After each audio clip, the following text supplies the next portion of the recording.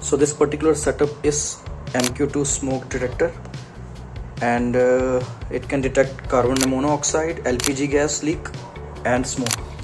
So that's the battery. It's connected via the switch, and it is connected to my computer as well.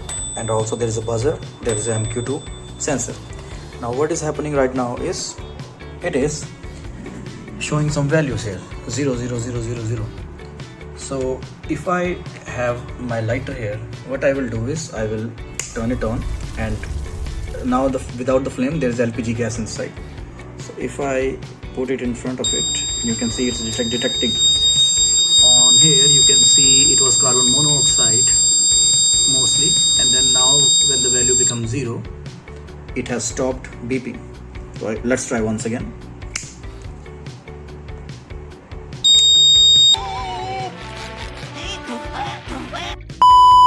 And you can see it can detect the gas leak.